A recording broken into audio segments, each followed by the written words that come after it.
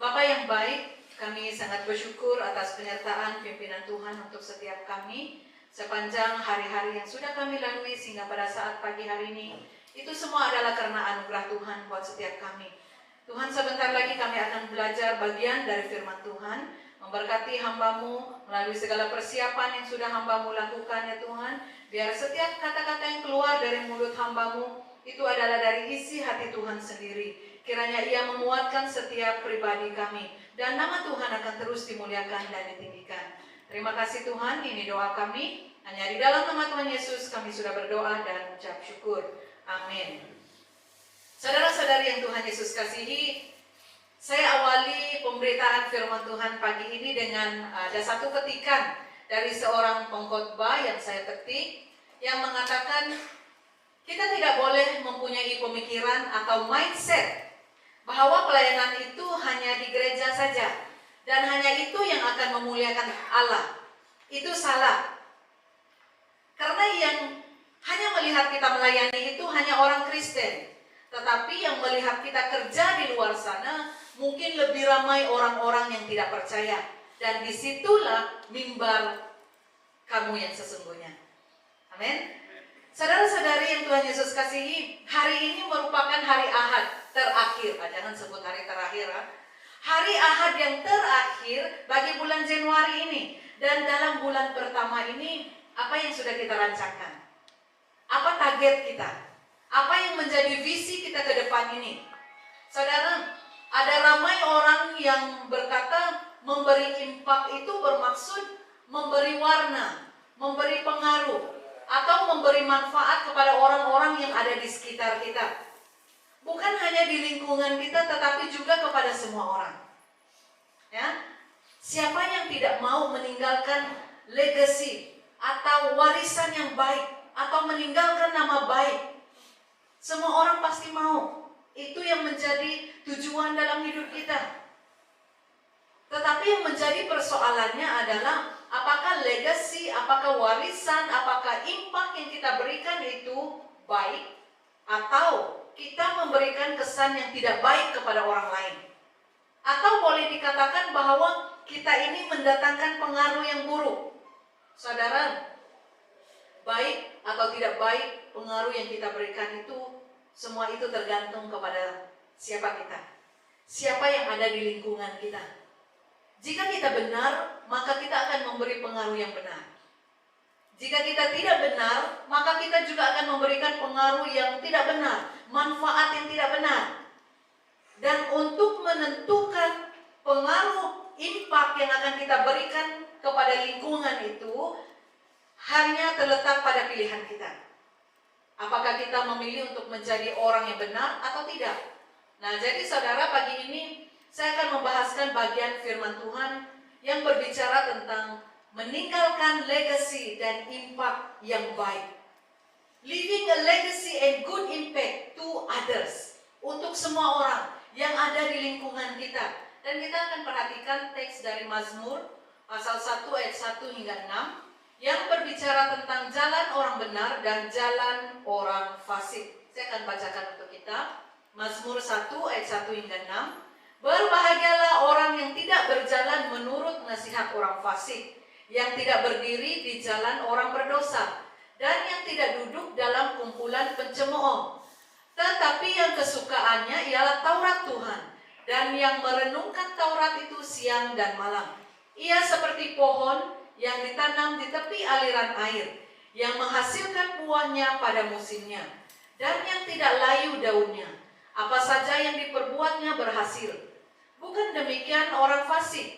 Mereka seperti sekam yang ditiupkan angin. Sebab itu orang fasik tidak akan tahan dalam penghakiman. Begitu pula orang berdosa dalam perkumpulan orang benar.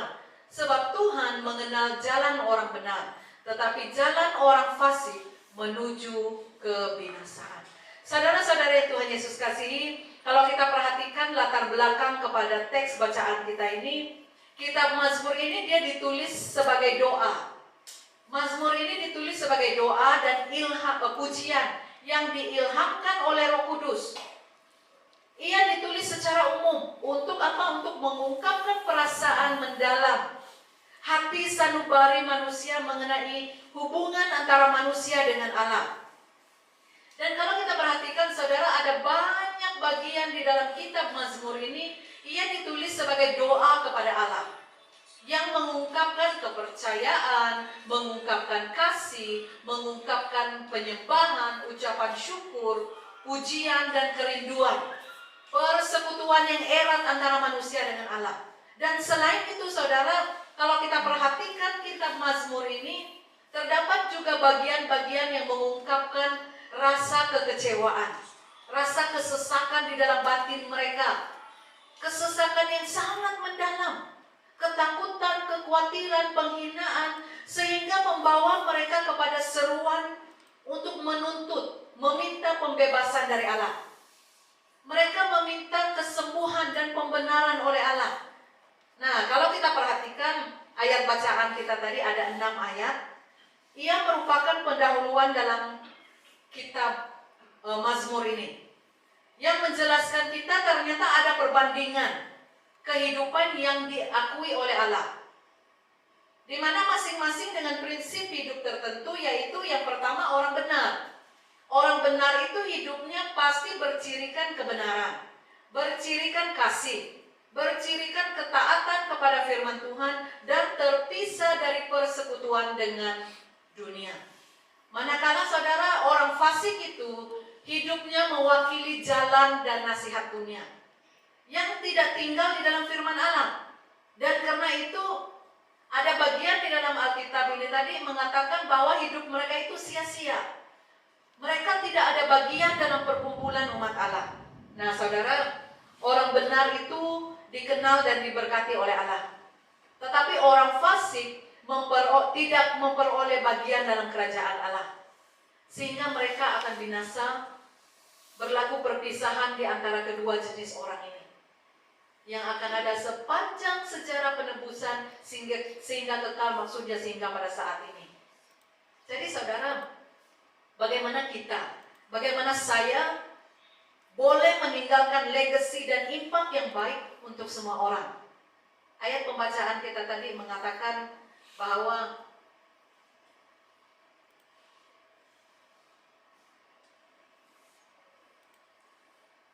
hidup dengan benar. Ya. Bagaimana kita melihat kehidupan kita, bagaimana hidup kita ini memberikan impact yang baik kepada semua orang adalah dengan hidup benar. Ayat 1 hingga 2 yang berkata, berbahagialah orang yang tidak berjalan menurut nasihat orang fasik, yang tidak berdiri di jalan orang berdosa, dan yang tidak duduk dalam kumpulan pencemooh, tetapi kesukaannya ialah Taurat Tuhan, dan yang merenungkan Taurat itu siang dan malam. Saudara-saudari yang Tuhan Yesus kasihi, ini merupakan suatu pengajaran bagi kita. Sama seperti saat kita menggunakan cermin untuk melihat penampilan kita saat ini. Seperti apakah diri kita ketika diperhadapkan dengan firman Tuhan? Apakah kita benar-benar berjalan seturut dengan kehendak Tuhan dalam hidup kita? Saudara, Mazmur pasal 1 ini tadi menjelaskan kepada kita tentang perbezaan ciri di antara hidup orang benar dan orang fasik. Orang percaya itu yang sejati dapat kita ketahui dari apa yang tidak mereka lakukan. Okay? Orang percaya itu dapat kita tahu dari apa yang tidak dia lakukan, tempat apa yang tidak mereka kunjungi, dan kumpulan apa yang tidak mereka masuki. Karena saudara, mereka pasti sadar bahwa tidak satu orang pun yang dapat menikmati berkat Allah kalau mereka tidak berpaling, kalau mereka tidak meninggalkan hal-hal yang merosakkan atau membahayakan mereka. Dan orang yang diberkati Allah bukan hanya berbalik dari kejahatan, tetapi juga membangun hidup mereka di dalam firman Tuhan. Mereka pasti akan berusaha bersungguh-sungguh untuk mentaati kehendak Allah. Dan itu semua adalah tulus dari hati mereka yang benar-benar mengasihi Tuhan. Sehingga jelas kelihatan bahwa mereka sangat senang akan jalan, sangat senang akan perintah yang Tuhan berikan dalam kehidupan mereka. Dan tindakan mereka adalah berusaha untuk hidup dengan berkat Allah, berusaha untuk tekun dalam merenungkan firman Tuhan siang dan malam, supaya pikiran, sikap, dan tindakan mereka dapat dibentuk dengan baik. Jadi saudara-saudari yang Tuhan Yesus kasihi, untuk meninggalkan legasi dan impak yang baik untuk semua orang yang ada di lingkungan kita itu, hiduplah dengan benar. Ingatlah bahwa setiap pohon itu dikenal melalui buahnya.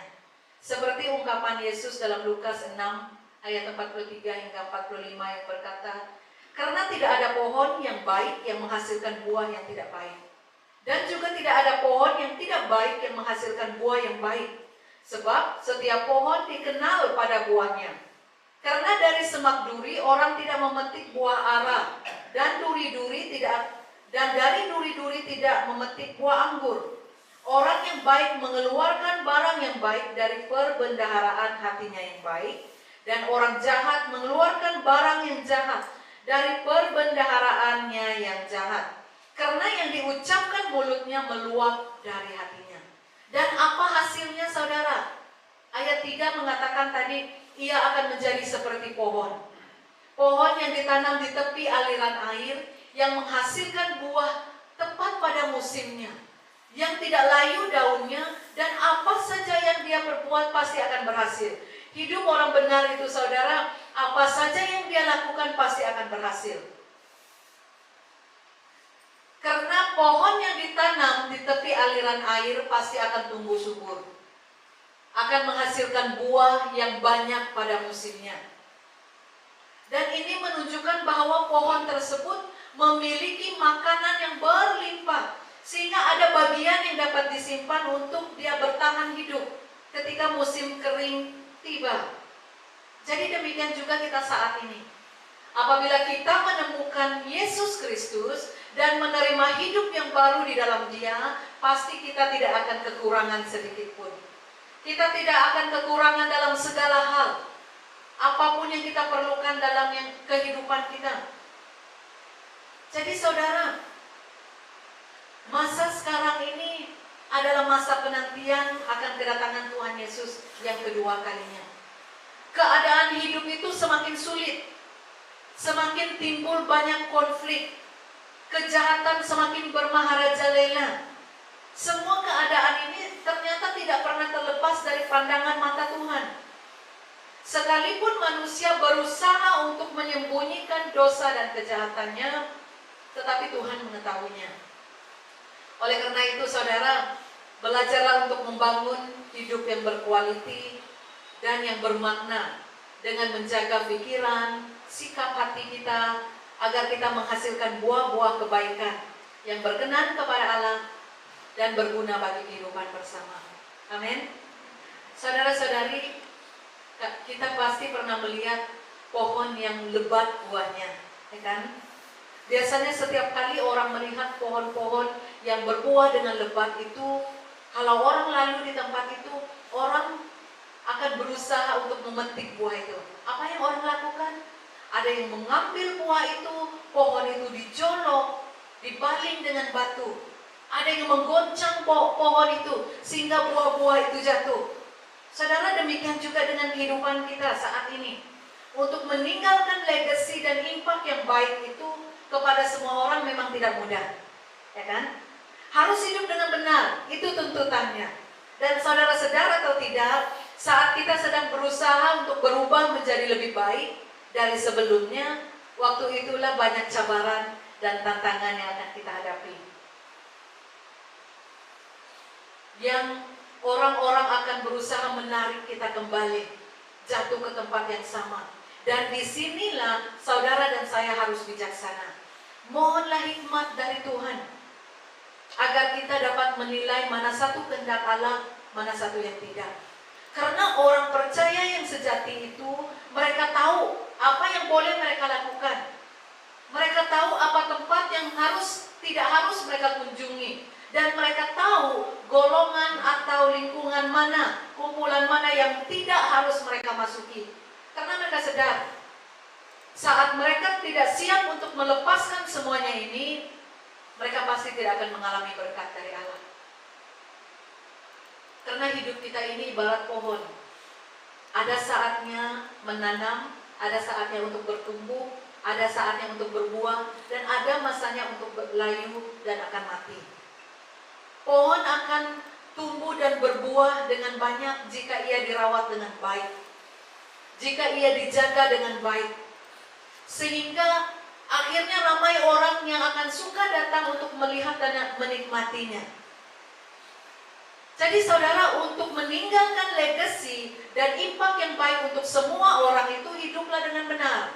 Gunakanlah setiap pemberian Tuhan itu dengan baik, dengan bertanggung jawab, dengan sentiasa menjaga hati kita, jaga pikiran kita, agar kita dapat menghasilkan hal-hal yang baik yang pastinya akan memberkati orang lain. Amin. Yang kedua, untuk meninggalkan legacy dan impact yang baik untuk semua orang itu, dari ayat bacaan kita tadi dalam ayat 4, jauhi kehidupan orang fasik. Bukan demikian orang fasik, mereka seperti sekam yang ditiup angin. Apa pengertian kita tentang orang fasik? Pemazmur menggambarkan orang fasik itu seperti sekam. Pada zaman itu sekam adalah bagian yang tidak berguna dan dibuang oleh para petani. Di mata Tuhan, berguna atau berharganya seseorang itu bukan dinilai dari bakatnya, bukan dinilai dari penampilannya, bukan dinilai dari seberapa banyak usaha yang dihasilkannya, tetapi dari apakah orang itu, dia orang benar atau orang fasik. Jadi Tuhan menilai manusia itu dari segi kerohanian dan kehidupan moralnya. Dan orang fasik dianggap tidak berguna oleh Tuhan, yang ditiup oleh angin. Sekam itu apa? Sekam itu adalah hampas padi, hampas gandum, kulit padi tersebut. Sekali sekam yang sangat kecil dan halus dan ringan itu ditiup oleh angin, sekam itu hampir tidak akan dapat kita temukan lagi. Jika angin membawa sekam padi itu, sekam gandum itu pergi jauh, maka sekam itu, hampas padi itu tidak akan kita temukan lagi. Dan ini adalah yang digambarkan oleh Tuhan dengan kehidupan orang fasik, yang hanya sementara. Mereka akan menemukan kebinasaan kekal dalam hidup mereka. Karena itu saudara-saudari yang Tuhan Yesus kasihi, untuk meninggalkan legacy dan impact yang baik untuk semua orang itu, jauhi kehidupan orang fasik. Jauhi kehidupan orang fasik. Apa yang berlaku dengan kehidupan orang fasik? Ayat 5 kita melihat jawabannya. Sebab itu orang fasik tidak akan tahan dalam penghakiman. Begitu pula orang berdosa dalam perkumpulan orang benar. Sebab Tuhan mengenal jalan orang benar, tetapi jalan orang fasik menuju kebinasaan. Saudara, kalau kita perhatikan hasil perjalanan kehidupan orang fasik itu digambarkan dengan beberapa gambaran yang sangat mengerikan. Yaitu yang pertama, mereka seperti sekam yang ditiup oleh angin. Ini suatu gambaran bahwa akan ada kekuatan yang tidak mereka lihat, yang tidak mereka sedar, yang berupaya menghancurkan mereka, yang menghancurkan perjalanan kehidupan mereka. Dan kedua, kehidupan orang fasik itu akan terlepas dari kasih karunia Allah dan berada di bawah penghukuman Allah. Karena apa? Karena mereka mengikuti jalan dunia ini. Orang fasik biasanya mentaati penguasa kerajaan angkasa, yaitu roh-roh yang sedang berjalan di antara orang-orang durhaka. Orang fasik tidak akan tahan dalam penghakiman dan tidak akan tahan dalam perkumpulan orang-orang benar. Tidak ada orang fasik yang dapat bertahan saat Allah murka dan penghakiman terakhir itu berlaku. Dan mereka ini akan masuk ke dalam tempat siksaan yang kekal. Tetapi orang-orang yang benar akan masuk dalam hidup yang kekal. Dan yang keempat, kehidupan orang fasik ini akan menuju kepada kebinasaan kekal. Saudara, Alkitab mengajarkan bahwa akan ada penghukuman atas orang yang berbuat kejahatan. Hukuman itu berupa kutukan, penderitaan, dan pemisahan dari Allah. Nah, itu yang akan berlaku kepada orang yang hidupnya dijalani seperti kehidupan orang fasik. Seolah-olah kehidupan orang yang tidak percaya. Jadi saudara, perhatikan kehidupan kita saat ini. Memang ada kalanya kita melihat bahwa jalan orang fasik itu lebih luas, ya kan? Lebih mudah untuk kita jalani. Kalau kita bandingkan dengan jalan-jalan kehidupan orang benar, yang pastinya sudahlah sempit, penuh dengan liku, penuh dengan onak duri, penuh dengan cabaran tantangan ke depannya. Tetapi tidak perlu iri hati, karena yang pastinya orang fasik tidak akan mencapai kebahagiaan seperti orang benar. Mereka seperti sekam. Mereka tidak akan dapat bertahan saat berada di pengadilan, dan mereka akan dihukum oleh Allah. Jadi karena itu saudara, tetaplah berada di jalan yang sempit itu, karena hanya itulah jalan keselamatan. Umat Tuhan tidak perlu mencari jalan yang mudah, jalan shortcut. Kalau ianya bertentangan dengan firman Tuhan, lebih baik jalan yang panjang, jalan yang mungkin pastinya melelahkan, tetapi yang pasti penyertaan Tuhan itu ada. Amin. Jadi saudara-saudari yang Tuhan Yesus kasihi, sebagai penutup kesimpulan dari bagian pembahasan firman Tuhan pada pagi hari ini, saya mau mengajak setiap kita untuk memperhatikan kehidupan kita kembali. Perhatikan siapa atau apa yang ada di lingkungan kita. Saya bawa kita melihat suatu gambaran kisah tentang 3 botol minuman. Ketiga botol minuman ini ia dihasilkan dan dikilangkan di kilang yang sama, di tempat yang sama. Ketiga botol ini mempunyai rasa yang sama, rupa yang sama, dilekat dengan label yang sama. Dan harinya pun tiba, botol minuman ini siap untuk dipasarkan. Dengan 1 lori mengangkut ketiga botol minuman ini untuk dipasarkan. Saudara, botol yang pertama dihantarkan untuk dipasarkan di sebuah gerai di pinggir jalan. Ia hanya dijual dengan harga RM2. Manakala botol yang kedua dihantarkan di kedai-kedai, di supermarket. Ia disusun dengan rapi, dengan cantik di dalam peti sejuk bersama dengan minuman-minuman yang lain. Dan ia dijual dengan harga RM5.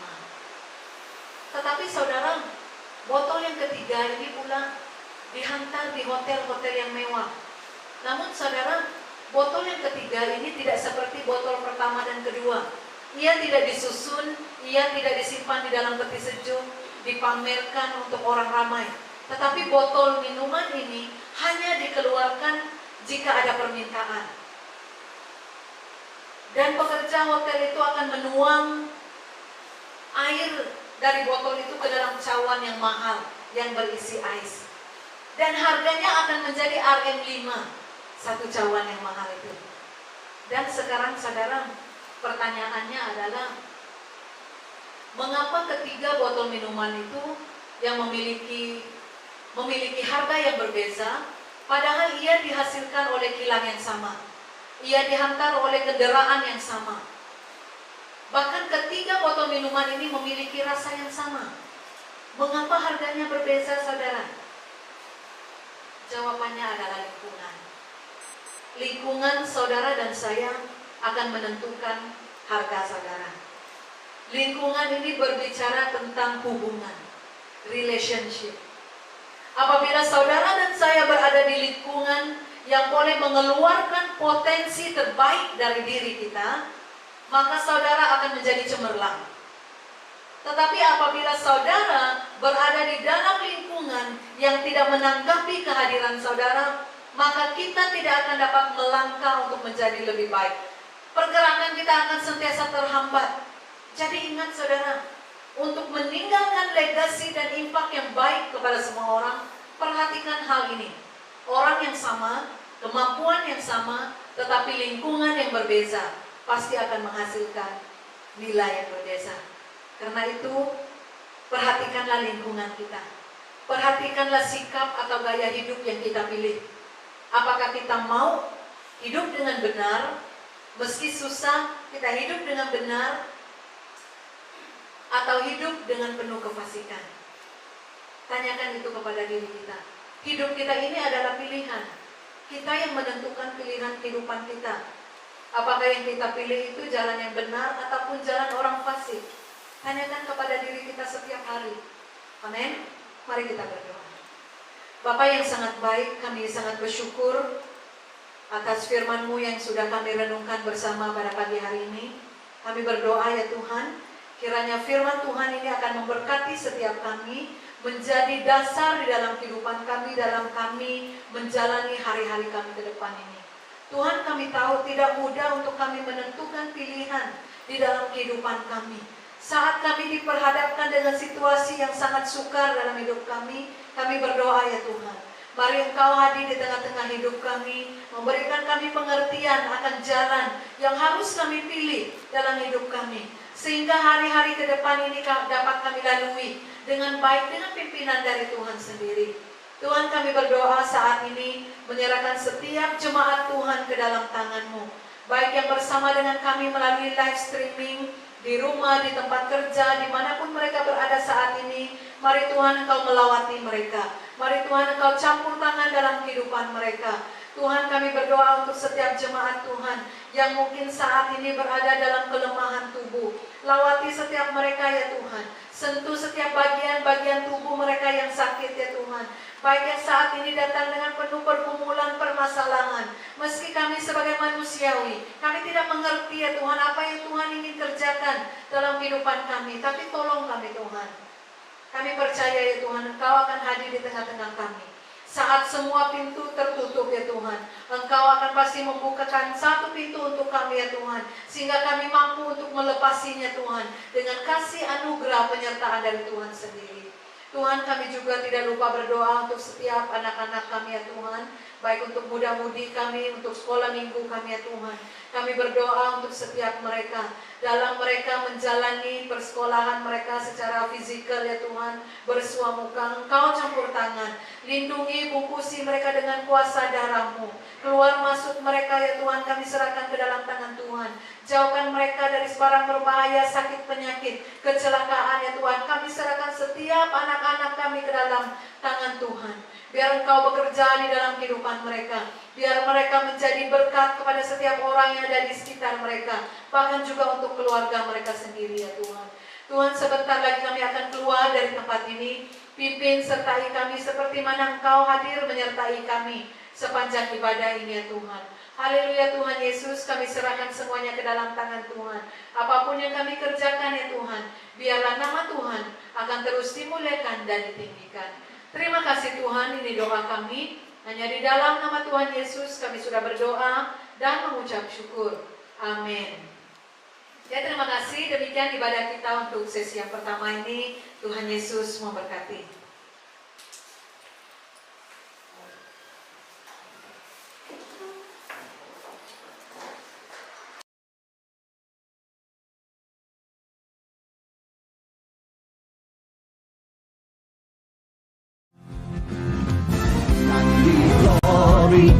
Glory, glory bagi sang raja.